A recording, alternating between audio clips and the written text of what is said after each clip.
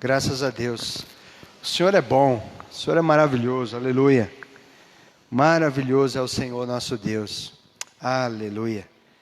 Glória a Deus. Como o Senhor nos alegra, né? Quando a gente fala com Deus e Deus fala conosco, né? Podemos louvar a Ele com bastante alegria. Aleluia. Graças a Deus. Hoje nós vamos trabalhar, então, os atributos, né? Nós começamos a semana passada falando sobre, nós já começamos já faz um tempo, né? E a semana passada nós falamos sobre, de uma maneira geral, sobre os atributos de Deus, né? E aí hoje nós vamos começar atributo por atributo, né? E hoje nós vamos tratar da soberania de Deus, amém? Infelizmente, na semana passada a gravação, a transmissão parou antes da gente começar a ministração. Ficamos só na oração, mas é bênção, amém? Hoje nós vamos então tratar sobre a soberania de Deus, amém? Então eu queria já convidar os irmãos a abrir a Bíblia no livro de 1 Crônicas 29:11. Esse livro, ele já traz logo uma leitura bastante maravilhosa, né, sobre a soberania de Deus. 1 Crônicas 29:11. Bênção do Senhor Jesus. Bênção de Jesus. 1 Crônicas 29:11. Amém? Bênção do Senhor Jesus. Nós vamos ler, ou melhor, 10, tá? 29 do 10 até o 14. 29, 10 ao 14. Diz assim a palavra de Deus. Pelo que Davi louvou ao Senhor perante os olhos de toda a congregação e disse: Bendito és tu, Senhor, Deus de nosso pai Israel, de eternidade em eternidade. Tua é, Senhor, a magnificência. Preste atenção nos termos que Davi vai usar aqui, né? Tua é, Senhor, a magnificência e o poder e a honra, e a vitória, e a majestade, porque teu é tudo quanto há nos céus e na terra. Teu é, Senhor, o reino, e tu te exaltaste sobre todos como chefe. E riquezas e glória vêm de diante de ti, e tu dominas sobre tudo. E na tua mão há força e poder, e na tua mão está o engrandecer e dar força a tudo. Agora, pois, ó nosso Deus, graças te damos e louvamos o nome da tua glória. Porque quem sou eu e quem é o meu povo que tivéssemos poder para tão voluntariamente dar semelhantes coisas? Porque tudo vem de ti e da tua mão tu damos. Aleluia, louvado seja Deus, né? Amém? Que trecho, né? Que palavra, né? Maravilhosa, né, irmãos? Dá para a gente ficar meditando, né? Um tempão, não dá? Tempão não, a vida toda, né? Porque aqui é maravilhoso. Você vê os termos que ele usa: magnificência, poder, honra, vitória, majestade. Teu é tudo, o reino. Tu te exaltaste sobre todos como chefe. Riquezas, glória. Esse riquezas aqui é importante entender, porque dentro de um mundo capitalista como nós, quando a gente fala de riquezas, automaticamente você já lembra do poder aquisitivo, né? Mas quando a Bíblia fala de riquezas, está falando de todo o conjunto. A autoridade, a influência, né, a abrangência, né, a saúde. Quando fala de prosperar, ele fala de abranger todos esses elementos, né? O poder aquisitivo, riquezas, recursos e bens são só uma parte daquilo que é riquezas, né? O profeta Ageu diz, lá, se não me engano, Ageu 2:8, diz: tua é a prata e teu é o ouro, né?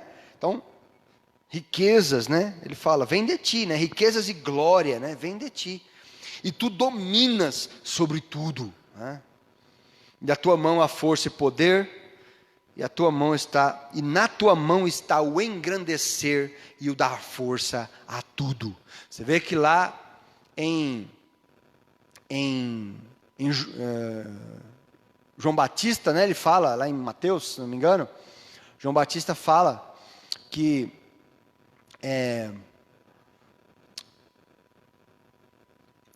vamos lá, deixa eu me lembrar aqui. Jesus, ele fala diante de Pilatos, né? Quando Pilatos diz, você não sabe que eu tenho poder para te libertar? Jesus disse, nenhum poder você teria sobre mim, se do alto não fosse dado para você. Nenhum poder você teria sobre mim, se do alto não te fosse dado. Amém? João Batista fala sobre a noiva, né? Quem tem a noiva é o noivo, né? O esposo, né? Tem um outro termo que ele fala que eu não estou lembrado agora. Vamos abrir lá. Lá em João capítulo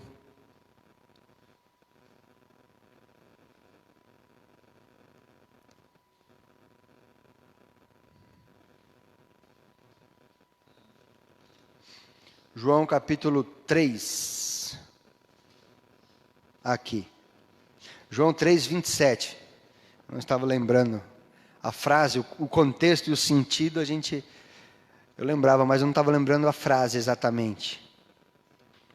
É mais ou menos paralela a essa frase que Jesus disse para Pilatos. Nenhum poder você teria sobre mim, se do céu não te fosse dado. João Batista diz aqui em João 3, 27. João respondeu, o homem não pode receber coisa alguma, se lhe não for dada do céu. Então, né, Davi fala aqui, né?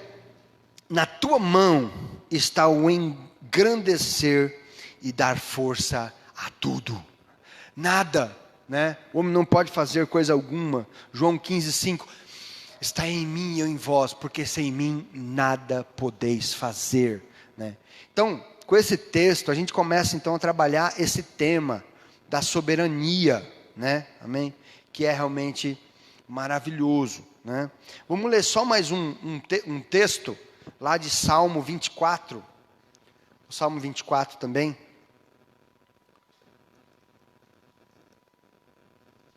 Salmo 24.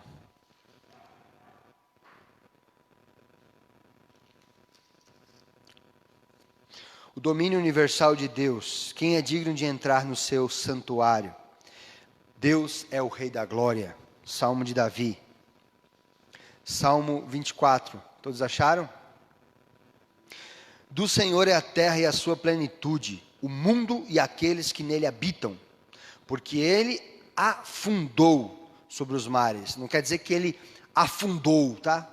Ele está dizendo, Ele afundou, né? Ou seja, fundou a terra, né? No sentido, né? No sentido da terra, e fundou, né? De fundação, né? Porque você lendo rápido assim, né? Então parece que ele afundou, não é que ele afundou do verbo afundar, né? Então ele afundou sobre os mares e afirmou sobre os rios. Quem subirá ao monte do Senhor? Ou quem estará no seu lugar santo?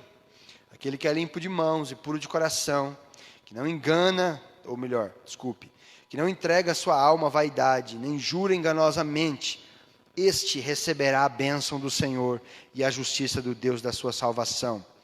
Esta é a geração daqueles que buscam a tua face, ó Deus de Jacó.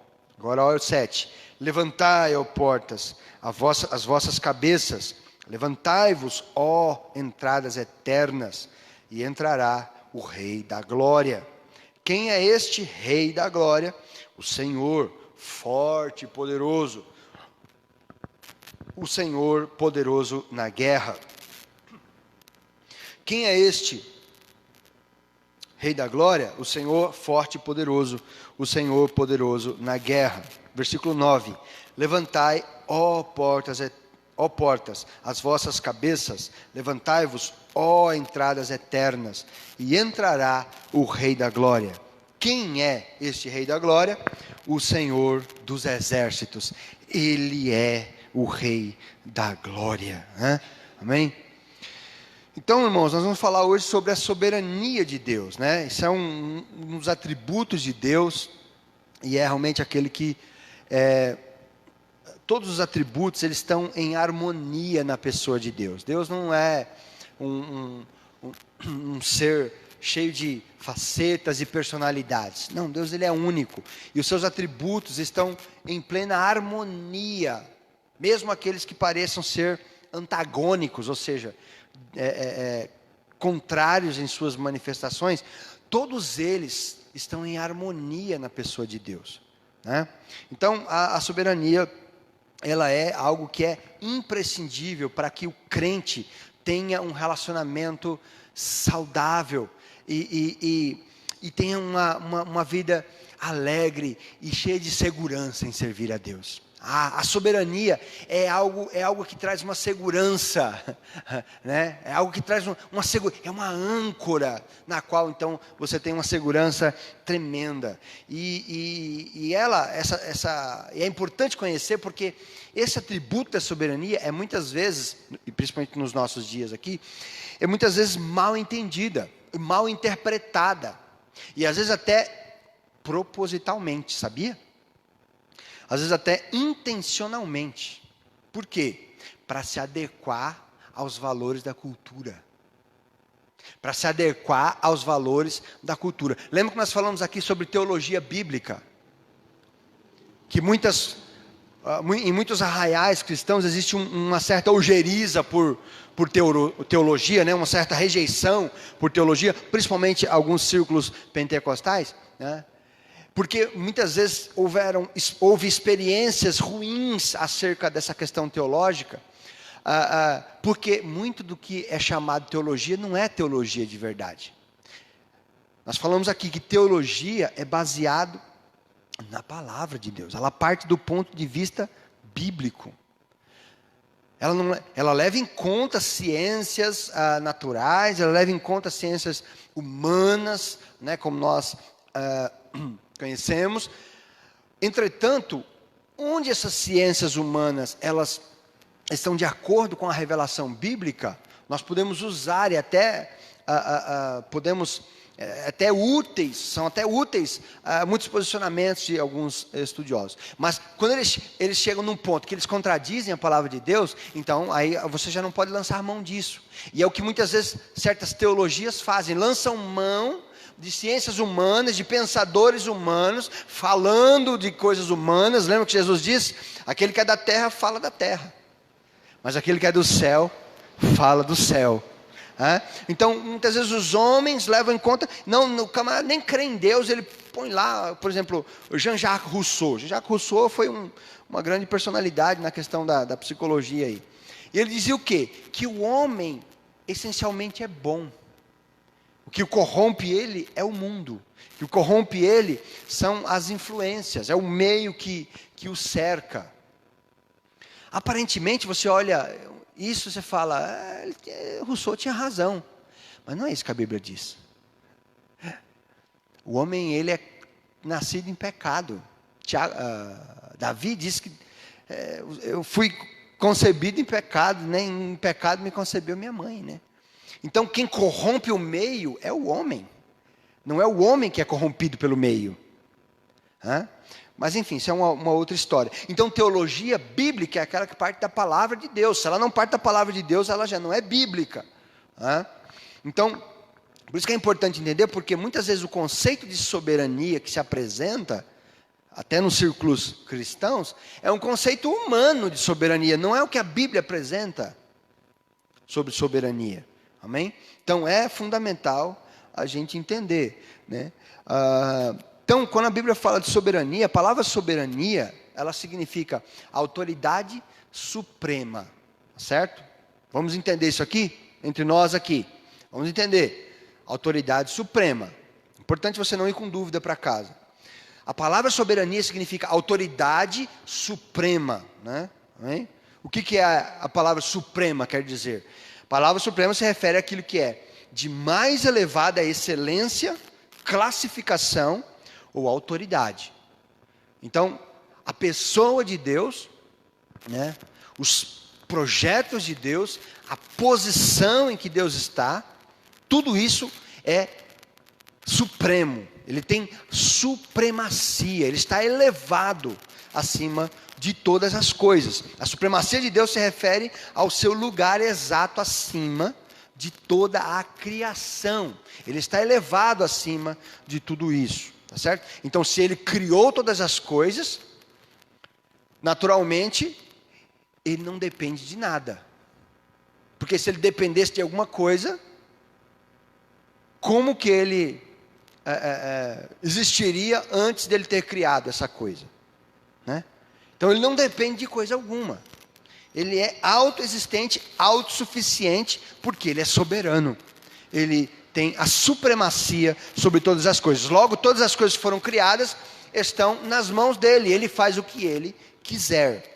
Isso é a supremacia, isso é a soberania de Deus. Portanto, o soberano é aquele que exerce poder e autoridade sem restrições.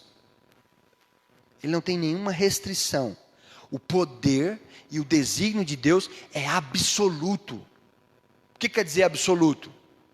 Sabe, aí volta aquilo que eu estava dizendo. O conceito de soberania humano, por exemplo, o mundano, e que muitas vezes está permeado na igreja, é quando diz assim, Deus é soberano, mas, você tem mais, então ele já não é soberano. Porque se ser soberano é um princípio absoluto, então se ele é absoluto, não existe mais. Não, ele é soberano, mas se o homem não fizer tal coisa, então peraí, então se o homem precisa fazer alguma coisa para determinar uma ação de Deus, então ele não é soberano. Se ele depende de alguma coisa, se ele depende de alguma resposta, então ele não é soberano. Entenderam aqui como que é importante entender isso? Soberania significa ele é absoluto nas suas decisões, nas suas ações. Ele pode determinar que ele precisa fazer algo baseado em algo que aconteça, mas sobre tudo isso ele já sabe. Ele é soberano. Sobre tudo isso ele já determinou, porque ele é soberano. Então, esse poder e esse desígnio absoluto é a soberania de Deus. Isso é Deus é o ser soberano. Ele é o ser soberano. Ele é o ser supremo. Isso quer dizer que ele está independente e sobre toda a criação. Ele é independente, ele não depende de nada. Somente ele no universo, tudo que existe, pode fazer absolutamente tudo o que ele quiser. Só Deus pode fazer tudo o que ele quiser. É engraçado que às vezes nós, seres humanos, dizemos assim, eu faço o que eu quiser, não é assim? Eu sou livre, eu faço o que eu quiser. O único ser que pode fazer o que quiser é Deus. Mesmo o mais rebelde, acha que ele pode fazer o que ele quiser. Outro dia a pessoa disse assim, pegou ali a carteira de cigarro, né? E disse assim, isso aqui, ó, eu faço o que eu quiser. Derrubei o negócio no chão. Deus me deu livre-arbítrio, eu faço o que eu quero. Eu fumo aqui, ó, cigarro aqui, eu fumo, porque eu quero, eu faço o que eu quiser. Coitado, é escravo do vício. Obrigado, pastor. Ele é escravo do vício. Enquanto ele está dizendo que ele faz o que ele quiser, ele está dizendo aquilo que o vício manda ele fazer.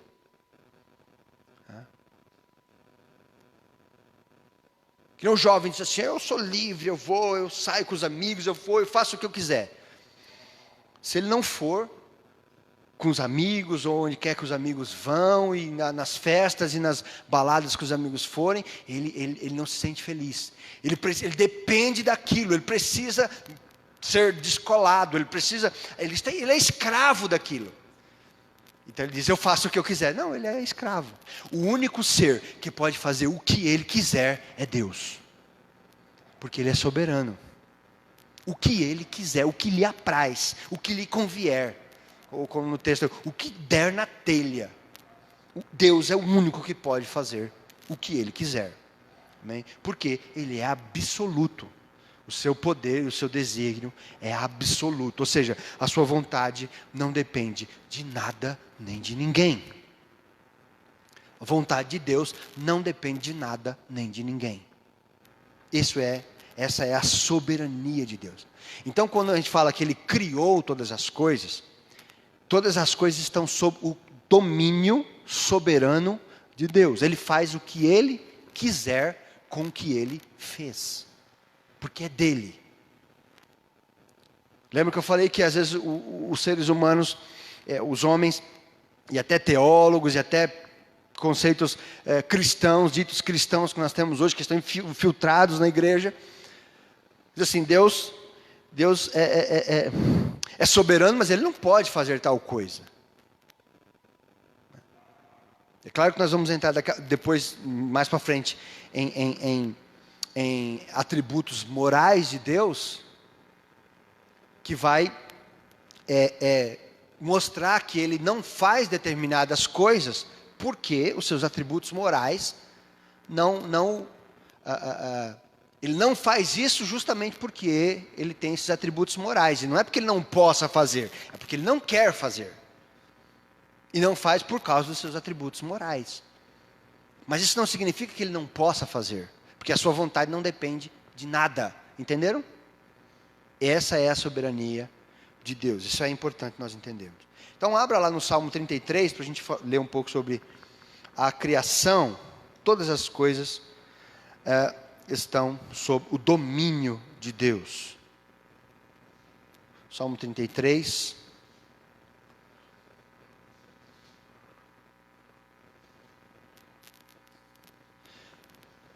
Salmo 33.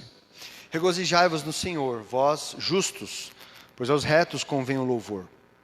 Louvai o Senhor com harpa, cantai a Ele com saltério de 10 cordas. Cantai-lhe um cântico novo, tocai bem e com júbilo, porque a palavra do Senhor é reta, e todas as suas obras são fiéis. Ele ama a justiça e o juízo. A terra está cheia da bondade do Senhor. Pela palavra do Senhor foram feitos os céus. Pela palavra do Senhor foram feitos os céus. E todo o exército deles. Está vendo aí por que é Senhor dos exércitos? Pelo Espírito da sua boca. Vou ler de novo o 6. Pela palavra do Senhor foram feitos os céus.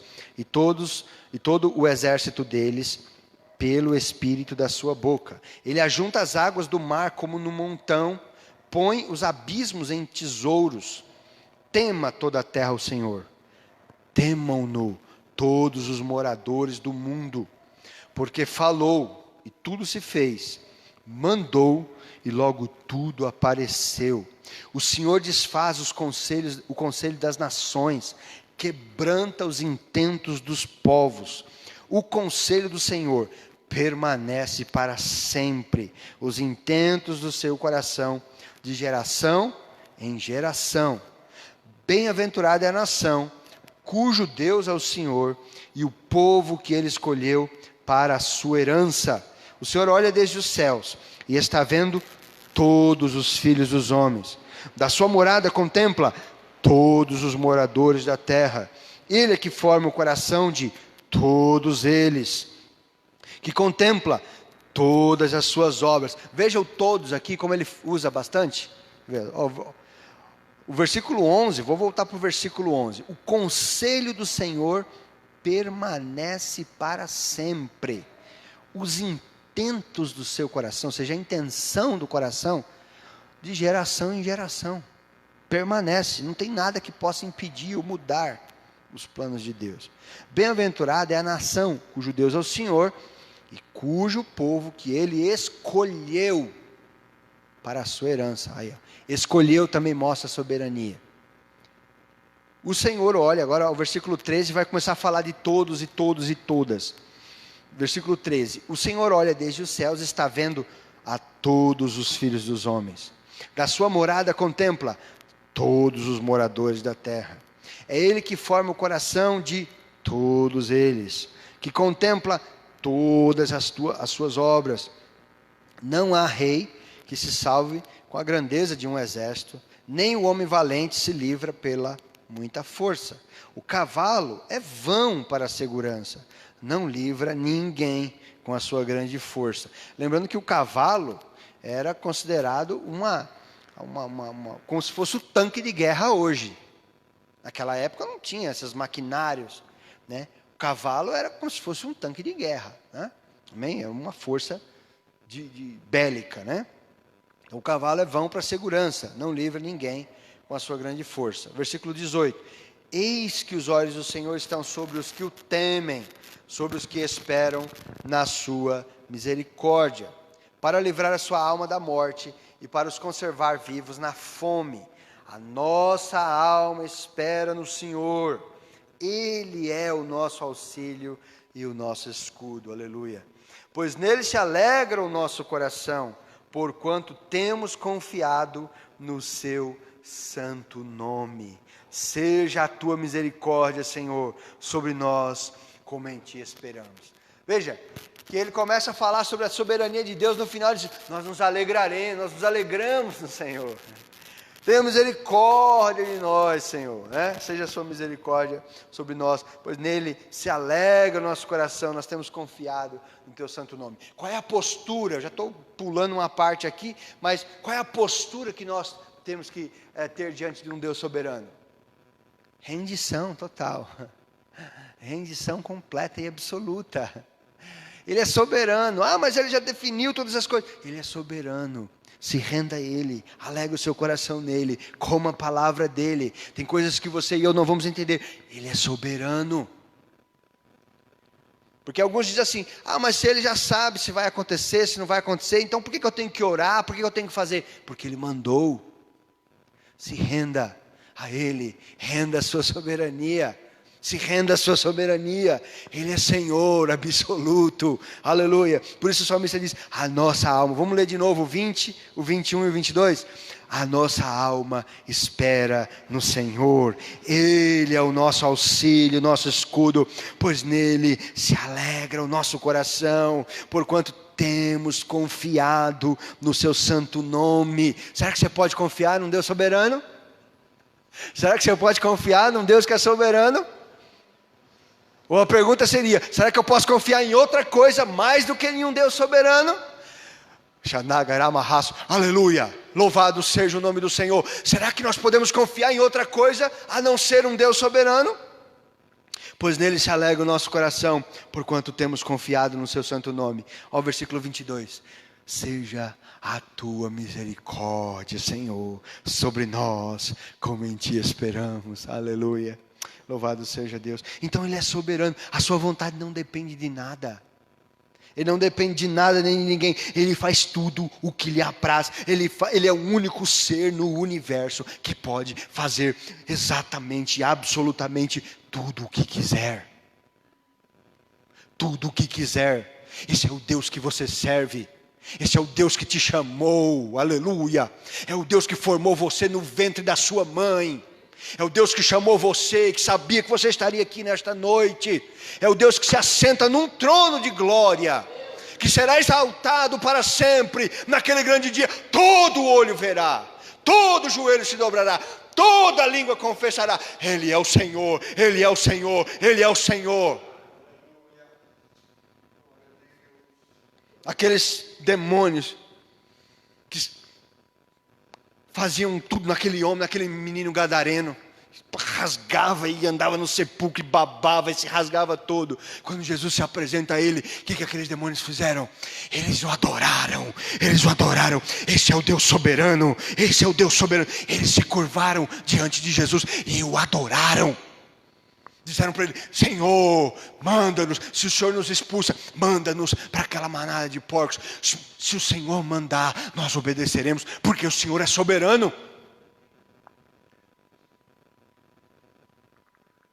Naquele dia não vai ter guerra, não vai ter luta.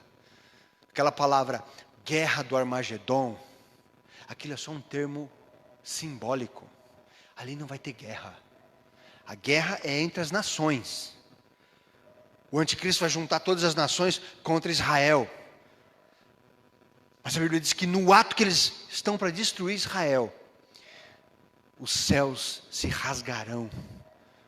E Marcos 3:26 diz: então verão vir nas nuvens o Filho do Homem com grande poder e glória. Paulo diz: ele desfará, aleluia, ao inimigo com o sopro da sua boca. Não tem guerra. Quando ele se apresenta, as forças demoníacas se curvam diante do soberano. Ele é soberano. É o Deus que você serve. É o Deus que quando você se curva para orar a Ele, é o Deus que pode todas as coisas. Ele é soberano. Os governos terrenos e humanos, eles apontam para o governo de Deus. Tudo que existe, todas as coisas que foram criadas, representam algo em Deus. Irmãos, é tudo sobre Deus. Tudo começa e termina. Jesus disse: eu sou o alfa e o ômega. O primeiro e o derradeiro, o primeiro e o último, o princípio e o fim. Tudo é sobre Deus, tudo é sobre Jesus. Tudo que você vê, tudo que você contempla, tudo se resume nele. Tudo está culminando para um fim glorioso, em que Deus será glorificado. Deus será exaltado. Todos verão, todos glorificarão a Deus. A criação glorificará ao soberano Deus. Até aqueles que forem para o inferno, vão ver a glória de Deus, e vão receber a punição dos seus pecados, e vão ver diante dos seus olhos toda a sua vida de pecados, toda a sua rejeição, que rejeitaram esse Deus soberano. E quando eles forem para o inferno, eles vão ser lançados no inferno de sofrimento, mas eles vão dizer: eu estou aqui justamente porque Deus é justo, Deus é soberano, Ele executou a sua justiça. Deus não está sendo injusto em me lançar no inferno. Isso nós vamos falar quando falar da justiça, né? Estou me antecipando aqui. Mas, então tudo que você vê está culminando isso, e representa algo que glorifica a Deus. Por exemplo, o casamento. Por que o diabo quer impedir e desconfigurar a família, o modelo de família e toda a questão? Porque representa a glória de Deus. Então, se desfigurar isso, fica mais difícil ver a glória de Deus. Então, por que existe a família, o marido e a esposa? Porque a Bíblia diz que naquele dia, a igreja está sendo preparada como uma noiva para o seu noivo. Como é que nós saberíamos disso se não existisse noivo e noivo? As bodas do Cordeiro. O que é bodas, irmãos? O que é bodas? Casamento, não é isso? Se não existisse casamento, como é que nós saberíamos o que é as bodas do Cordeiro? Então, a gente olha, muitas vezes Deus está usando um símbolo humano para a gente entender o que é. Não, o símbolo humano foi criado para mostrar essa realidade gloriosa. É o contrário. Tudo que existe para mostrar uma realidade gloriosa, que vai glorificar o Senhor. A mesma coisa são os governos humanos. Por que existem reis, monarquias? Porque apontam para o reinado soberano do Criador do universo. Para que quando nós olharmos assim, Deus é grande rei, nós sabemos o que é um rei. O que é um grande rei. O que um rei faz, quais são as características de um rei. Nós sabemos isso. Por quê? Porque isso foi criado por Deus, foi instituído por Deus para mostrar a sua glória. Para que quando nós estivéssemos diante dela, nós saibamos reconhecer o que é. O símbolo é só uma sombra, é só um detalhe, mas a realidade é mais gloriosa. Então os governos humanos apontam, para o governo de Deus. Os reis e soberanos humanos, eles dominam sobre territórios, Amém?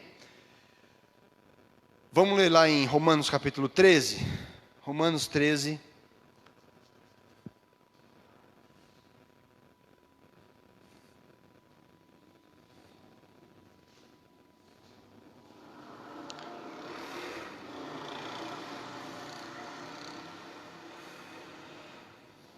Romanos capítulo 13, Nós vamos ler do 1 ao 7.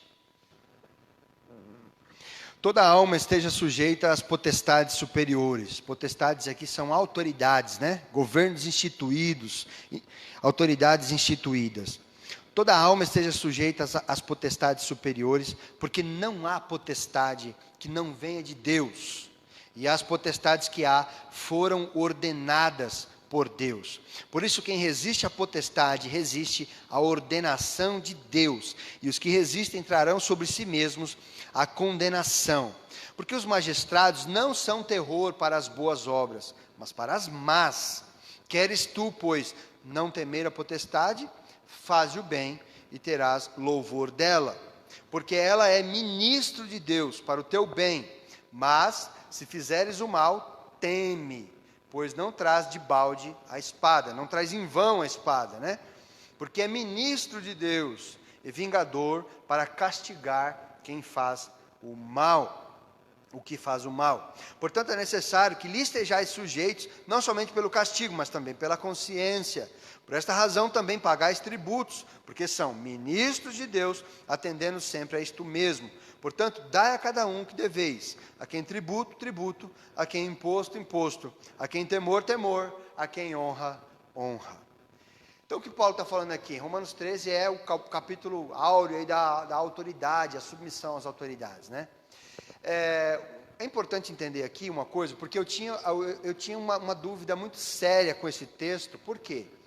Porque eu pensava o seguinte: bom, tem certos governantes que são pessoas boas, são pessoas justas, são pessoas honestas, embora no Brasil seja difícil acreditar nisso, mas você tem certos governantes que são bons, só que outros são ruins. E aí como você encaixa num texto desse? Como é que você encaixa? Pensa, a potestade não, esteja sujeita às autoridades superiores, porque não há autoridade que não venha de Deus. Então quer dizer que o camarada é um déspota, é um corrupto, e está lá e foi Deus que colocou ele para roubar, para ser corrupto e tudo. A gente precisa entender uma coisa, que era o que eu não entendia, e aí depois que eu compreendi isso, aí sim eu entendi o texto, e isso me trouxe, e até inclusive até esperança com relação ao governo civil em si, e como eu posso ser um canal de bênção de Deus na questão do governo civil instituído. É que é o seguinte, você tem que fazer uma diferença entre a autoridade, ou seja, o posto de autoridade, e a pessoa que está ocupando. Entenderam aqui? Você tem que fazer uma diferença. Quando Romanos está falando das autoridades, ele não está falando da pessoa que ocupa o posto. Ele está falando daquela autoridade instituída. Por exemplo, no nosso país, você tem a presidência da República. A presidência da República é uma entidade, irmãos. É uma entidade. Ela é permanente. Ela nunca se acaba, a menos que o Brasil mude de forma de governo. Enquanto o Brasil for uma democracia presidencialista, a presidência da República é uma entidade do governo civil, o órgão executivo do governo federal. Ele sempre está lá, nunca vai mudar. Agora, de 4 em 4 anos, nós temos uma eleição. E vai eleger a pessoa que vai ocupar esse posto. E essa pessoa, quando é ocupada, que ela é empossada, ela toma posse nesse posto, ela é imbuída da autoridade que aquela entidade possui.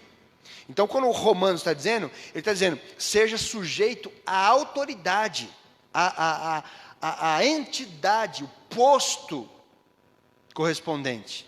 Entenderam? Não, ele não está falando da pessoa. É claro que, se você vai dizer assim, se você está falando da presidência da República, automaticamente, não tem como você separar, na prática, no dia a dia, a pessoa que está ocupando o posto. Ela é aquela autoridade. Só que, muitas vezes, a pessoa que está ocupando não é digna de ocupar aquela autoridade. Entenderam? Então, essa pessoa em si, ela não é de quem está sendo falado aqui. Está falando do posto de autoridade. Por exemplo, um policial. O policial é uma autoridade. Essa autoridade foi instituída por Deus. A polícia, ou as forças policiais, as forças armadas, os postos legislativos, deputado federal, estadual, senador, vereador, no caso do município. O posto jurídico, né, o poder judiciário, né? Você tem os postos, tanto na instância federal como na instância regional, né? Não é estadual, regional, tem, eu acho que estadual também, e as instâncias menores. Então, os postos, né? Muitas vezes a pessoa que ocupa aquele posto não é digno de ocupar aquele posto. E ela vai prestar contas diante de Deus, tudo que ela fizer com aquele posto. Todas as ações dela que ela cometeu durante aquele momento em que ela foi imbuída de autoridade, durante todo o período que ela foi imbuída da autoridade daquele posto que ela ocupou. É esse posto que aqui ele está falando. Essa potestade, ou seja, essa autoridade constituída, é o que Romanos 13 está falando. Entenderam aqui? Quando Paulo estava escrevendo, quem era imperador em Roma naquele momento? Nero.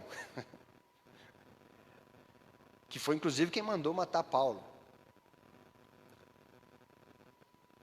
Será que Paulo estava dizendo, olha, Nero é uma boa pessoa, era isso que Paulo estava dizendo? Não. Estava dizendo, sejam sujeitos às autoridades, porque as autoridades foram instituídas por Deus. Agora, o camarada que está ocupando lá, ele não era digno de ocupar aquela posição, mas isso não desdignifica a posição, entenderam aqui? Porque quando você desobedece à autoridade, você está desobedecendo a Deus, porque Deus instituiu aquela autoridade. A pessoa pode ser indigna de ocupar aquela posição, mas a autoridade continua, porque ela foi instituída por Deus. Os irmãos entenderam? Ficou alguma dúvida aqui em relação a isso? Deu para entender? Não vão com dúvida para casa, irmãos. Amém? Entenderam exatamente o que eu quis dizer? Consegue fazer a diferença entre uma coisa e outra? O posto, a entidade, por exemplo, vamos usar aqui no contexto aqui. O dirigente da congregação. Então, no momento, eu sou o dirigente da congregação. Se eu sair daqui, vem outro dirigente da congregação. Então, o posto de dirigente da congregação, o pastor local da congregação, é permanente, ele nunca acaba. Só que pode ter pessoas diferentes ocupando. Não há como numa igreja não ter dirigente. Não existe um país sem presidente, né? Um tribunal sem juiz. Uma congregação sem pastor. Não tem. A autoridade está lá, só que pode ser trocada aqueles que ocupam. Pode trocar, pode morrer, não é assim? Vem outro e ocupa aquela posição. Quando Paulo disse, toda alma esteja sujeita à autoridade, é porque a autoridade tem autoridade sobre você. Ah, mas ele não é digno, ele é um corrupto. Tudo bem, ele pode estar sendo corrupto, indigno da função que ele ocupa, mas se houver uma determinação por parte daquela função, desde que não seja algo que vai contra, né, as próprias leis instituídas, tem que ser obedecido. Tem que ser obedecido. Amém? Aí a gente, lógico, a gente vai entrar na questão, por exemplo, quando você tem um país, por exemplo, onde tem um déspota lá. Vamos usar, por exemplo, a Coreia do Norte, que é o país número 2 lá na perseguição, na LMP, a Lista Mundial de Perseguição da Portas Abertas. Os irmãos sabem que quem governa lá, ele é um soberano. Em termos de país, né, a Coreia do Norte, esse camarada é soberano. Tudo que ele mandar é lei. Não tem, ele mandou matar um irmão dele. Ele mandou matar uma mulher dele. Uma esposa dele. Ele manda matar e pronto, acabou. Ele não está cometendo crime. Ele é a lei. Terrível. Terrível. Agora, a rainha da Inglaterra, por exemplo, pode ser chamada de soberana, mas ela não é soberana.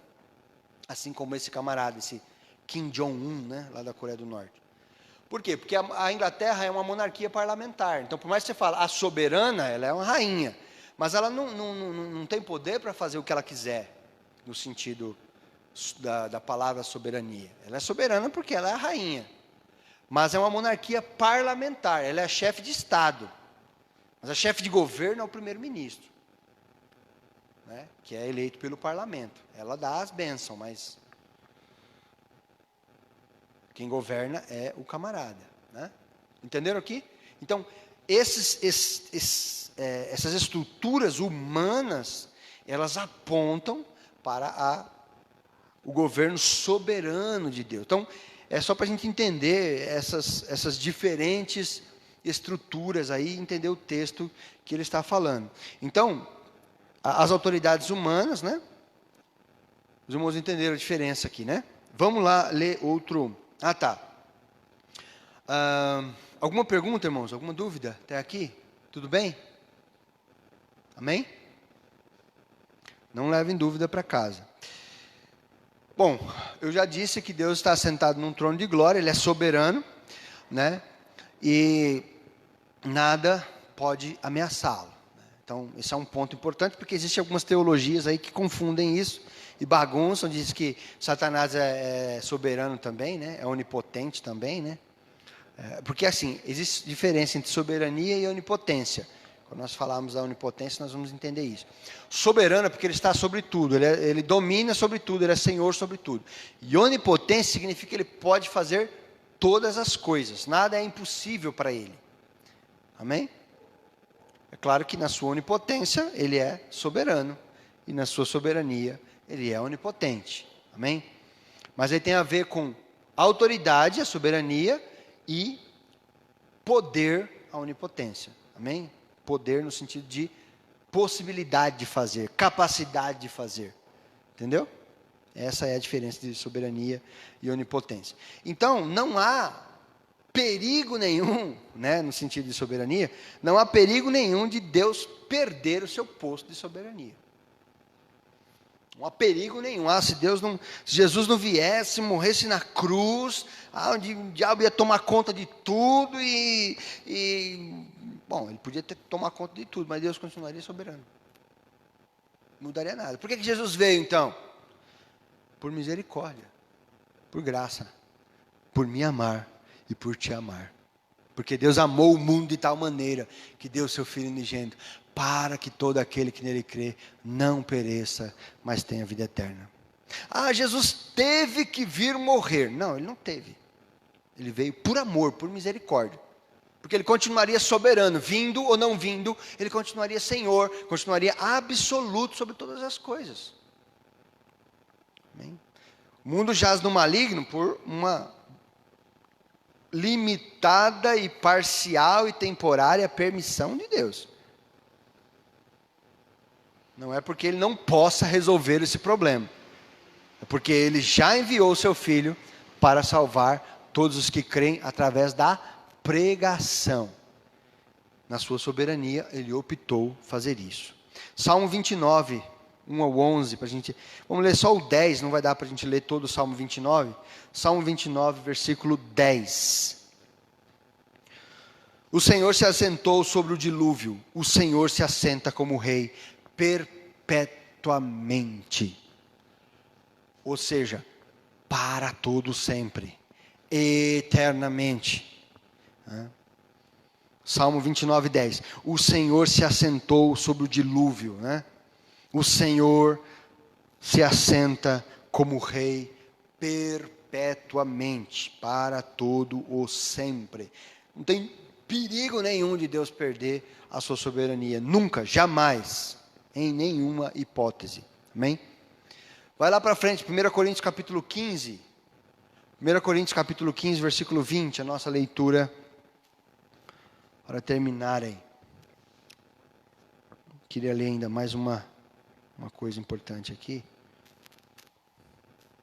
1 Coríntios capítulo 15, versículo 20 ao 28. 1 Coríntios capítulo 15, do 20 ao 28.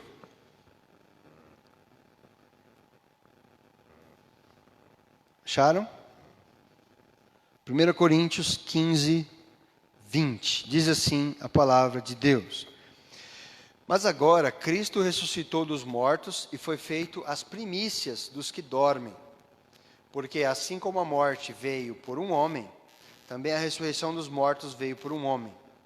Porque assim como todos morrem em Adão, assim também todos serão vivificados em Cristo. Esse todos aqui é os que creem, tá, irmãos? Não são todos os homens, né?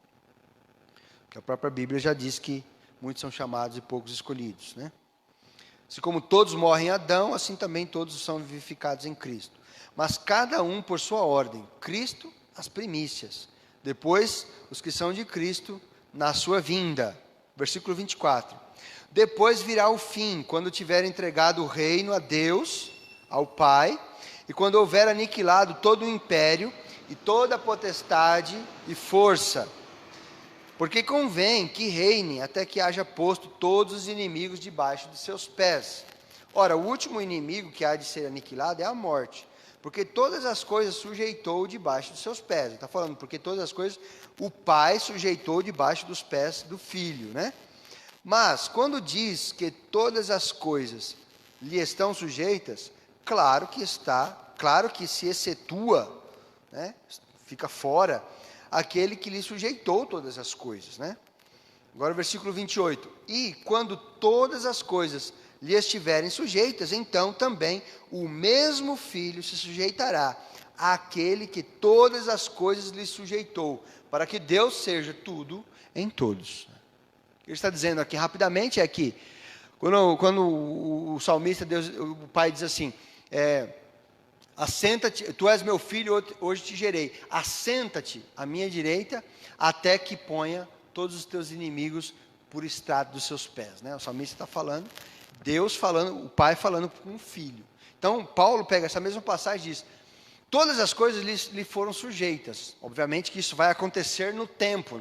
Agora ele fala, agora a gente não vê que estão todas as coisas sujeitas ao Filho. Você vê o pecado aí reinando em muitos lugares, amém? Você não está reinando no crente, na igreja lavada e remida pelo sangue do Cordeiro, que está em Jesus, né? Não aquela igreja nominal e falsa, né? Aquela igreja de Jesus que está no meio. Não estou falando de igreja falsa, estou falando do próprio contexto. Não estou dizendo denominações ou congregações.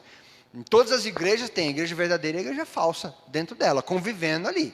É o joio e o trigo. Quem conhece isso? Cristo, né? Amém? Então, ele diz assim, ainda não vemos, né, que todas as coisas lhe estão sujeitas, mas, né, quando todas as coisas lhe forem sujeitas, né, então, o próprio Filho se sujeitará ao Pai, né? Ou seja, aquele que todas as coisas lhe sujeitou, para que Deus seja tudo em todos, né? Então, no fim, na glória, quando todo olho enxerga, todo olho ver, todo joelho se dobrar e toda língua confessará que Jesus é o Senhor, para a glória de Deus Pai, então Jesus vai dizer assim, então Pai, toda essa glória eu devolvo para o Senhor, é tua. Toda essa glória é tua. Porque Ele e o Pai são um, né? Amém? Ele, o Pai e o Espírito Santo. Amém? Então, não tem chance e nenhuma hipótese, nenhuma possibilidade, perigo nenhum de Deus perder a sua soberania. Ele é soberano, sempre. Amém? E sempre vai ser. Lembra que nós falamos que a soberania é muitas vezes distorcida? Por que ela é distorcida? Para se adequar à cultura. Porque é aquela coisa, é ofensiva ao homem. O homem se ofende quando a própria salvação vem da soberania de Deus. A própria salvação vem na soberania de Deus. É eu que tenho que escolher. Bom, se eu que tenho que escolher, então Deus não é soberano. Até isso ele já determinou desde a eternidade. Paulo disse que o Filho foi crucificado antes da fundação do mundo. Romanos, né, diz que ele predestinou para filhos de adoção, todos aqueles que crerem. Isso é ofensivo, porque o homem quer merecer, o homem quer ter uma parte. Isso não significa que nós não temos que tomar uma decisão, temos que tomar uma decisão, mas no fim, é a soberania de Deus que determina isso. É a soberania de Deus que determinou a minha e a sua decisão. Pense, se eu não tomar uma decisão por Cristo, eu vou para o inferno. Mas se eu tomar uma decisão por Cristo, eu tomei uma decisão por Cristo, recebi a graça de Cristo, mas a soberania de Deus já tinha determinado isso. Como então fazer um balanço entre a soberania de Deus e a liberdade do homem? Se entregue a Cristo. Se entrega, isso está acima do teu conhecimento. Isso está acima da tua capacidade de compreensão, da minha capacidade de compreensão. O que você decidir já está debaixo da soberania de Deus. O que você decidir, Deus na sua soberania já tinha definido, determinado. Só que isso é ofensivo para o homem. O homem quer merecer alguma coisa. Ele quer no final dizer assim, mas eu tomei a decisão. E não vai existir isso na glória. Na glória todos vão dizer, por misericórdia, por graça e por soberania de Deus eu estou aqui. Eu só estou aqui por graça e soberania de Deus. Por alguma razão Deus me escolheu e me chamou e me trouxe e preparou a circunstância para que eu viesse a Ele. Soberanamente. Sem eu merecer. Então isso é ofensivo. Um grande pregador, para a gente concluir, um grande pregador chamado Charles Haddon Spurgeon, pregou no seu sermão, na manhã de domingo, do dia 4 de maio de 1856, na capela New Park Street, em Southwark, Inglaterra. Quando a gente fala capela, essa capela aqui é uma igreja, né? Porque no inglês eles chamam chapel, que é capela, mas é uma igreja, né? Igreja, imagine uma igreja do tamanho da Catedral da Sé, eles chamam de capela. Tô brincando, eu acho que está errado isso, mas as igrejas, eu tive essa experiência em 2014, eu estive com a irmã Leia nos Estados Unidos, nós fomos numa igreja lá em Boston, e era uma igreja enorme, enorme, e ela chamava capela, chapel, não sei o que, não me lembro o nome lá. Então quando ele fala capela é a igreja. Então na introdução do sermão de Charles Spurgeon, ele começou assim, ele foi pregar sobre a soberania de Deus. Ele disse assim, preste atenção, eu vou ler para os irmãos. Os homens permitem que Deus esteja em qualquer lugar, exceto em seu trono. Os homens permitem que Deus esteja em qualquer lugar, exceto em seu trono. Permitem que Ele esteja em sua oficina, moldando os mundos e criando as estrelas. Permitem que Ele esteja em sua entidade filantrópica para dispensar as suas esmolas e conceder suas generosidades. Permitem que Ele mantenha firme a terra, sustenha os pilares dela, ou que ilumine as lâmpadas do céu, ou governe as ondas do oceano inquieto. Porém, quando Deus ascende ao trono, quando Deus sobe ao trono, suas criaturas rangem os dentes. E quando proclamamos um Deus entronizado, ou seja, no trono, e seus direitos de fazer o que quiser com o que é seu, de dispor de suas criaturas como considerar melhor, sem consultá-las a respeito disso, então, nesse momento somos vaiados e execrados. Ele fala como pregador. Nesse momento somos vaiados e execrados, e os homens tapam os ouvidos para nós. Porque o Deus que está em seu trono não é o Deus que elas amam. Eles o amam em qualquer lugar, exceto quando ele se assenta no seu trono, com o seu cetro em suas mãos e sua coroa sobre a cabeça. Mas ele disse, mas é um Deus entronizado que amamos pregar.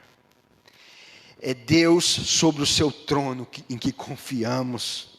É Deus sobre o seu trono de quem temos cantado esta manhã. O culto era de manhã.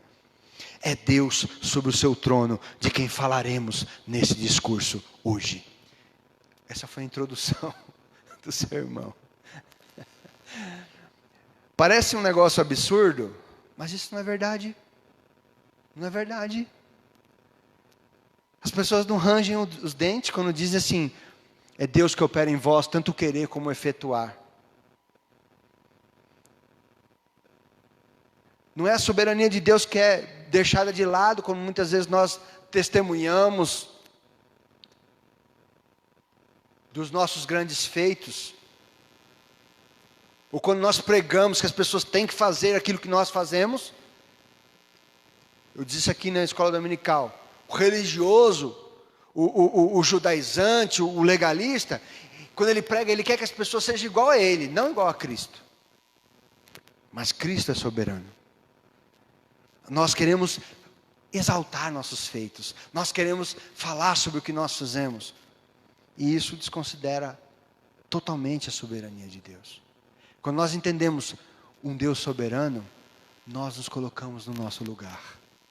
Quando nós entendemos a soberania de Deus, nós, aleluia, temos uma confiança esplêndida para fazer todas as coisas e saber que nenhum pinguinho de glória do que nós fizemos será nosso. Bendito seja o Senhor. Isso é tão libertador, irmãos, é tão maravilhoso. Nós sabemos que Ele é soberano, Ele é poderoso. Tudo que Ele, aleluia, que nós fizermos, Ele já determinou e fez. Lá em Efésios 2:10 diz isso, porque somos feitura sua. Vamos lá de novo, Efésios 2:8, eu gosto sempre de ler esse texto, nós já estamos terminando. Mas só para a gente finalizar, irmãos, por favor. Efésios 2:8, 9 e 10. Então, a soberania de Deus, ela é libertadora, querido. Tira um fardo gigante das suas costas. Efésios 2, 8, 9 e 10. Eu leio sempre isso aqui, mas isso é a soberania de Deus pura. Por isso que estamos sempre batendo na tecla, até que nós assimilemos isso. Acharam? Efésios 2, 8. Porque pela graça sois salvos, por meio da fé. E isso não vem de vós, é dom de Deus, o Deus soberano, né? Não vem das obras, para que ninguém se glorie. A glória é somente do Deus soberano. Ao versículo 10, porque somos feitura sua. O que é feitura? Feitos por Ele, fomos refeitos, nova criatura, criados em Cristo Jesus para as boas obras, que nós fazemos, é isso? Nós nos gloriamos nelas? Não. As boas obras, as quais Deus preparou para que andássemos nelas. Ele já preparou. Ele já preparou. Para a gente negar isso, tem que negar as Escrituras. Para a gente negar a soberania de Deus dessa maneira, tem que negar a Bíblia. E nós dizemos amar a Bíblia, mas negamos a soberania de Deus. Então, o Deus que você serve é soberano e é a maior segurança para você. E é libertação para você. Tira um peso das suas costas, porque não depende de você e nem de mim.